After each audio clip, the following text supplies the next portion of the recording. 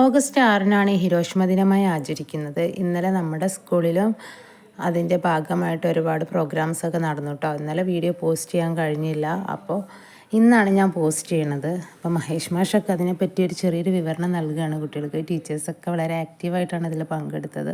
കുട്ടികളും അതേ വീട്ടിൽ നിന്ന് പ്ലക്കാർഡ്സും എല്ലാം ഉണ്ടാക്കി കൊണ്ടുവന്നിരുന്നു. വളരെ ഹാപ്പി ആയിട്ടും വളരെ ഇൻട്രസ്റ്റിങ്ങോടെയാണ് അവരിത് ചെയ്തത് കേട്ടോ.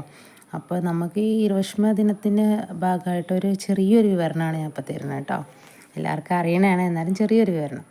1945 ഓഗസ്റ്റ് 6 രാവിലെ 8:15 ജപ്പാനിലെ ഹിരോഷിമ നഗരത്തിൽ അമേരിക്ക ലിറ്റിൽ ബോയ് എന്ന് അണുബോംബ് വർഷിച്ചപ്പോൾ 1.5 ലക്ഷത്തോളം മനുഷ്യജീവനുകളാണ് ചിതറിപ്പോയത്. ആണവായുധ പ്രയോഗത്തെ തുടർന്നുള്ള അണുവികരണം ഏൽപ്പിച്ച ആഘാതത്തിൻ്റെ പ്രതീകമാണ് സഡാക്കോ സസാക്കി എന്ന ജാപ്പനീസ് പെൺകുട്ടി.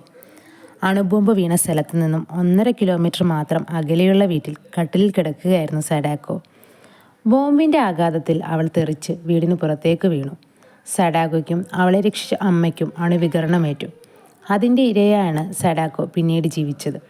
രക്താർബുദം ബാധിച്ച് ആശുപത്രി കിടക്കയിൽ കിടക്കുമ്പോൾ അവളുടെ കൂട്ടുകാരി ചിസ്കോ ഒരു കഥ പറഞ്ഞു. 1000 കടലാസ് കൊക്കുകളെ ഉണ്ടാക്കിയാൽ ആഗ്രഹങ്ങൾ സഫലമാകുന്ന കഥ. ആശുപത്രി കിടക്കിൽ കിടന്ന് സഡാക്കോ കടലാസ് കൊക്കുകൾ ഉണ്ടാക്കി തുടങ്ങി.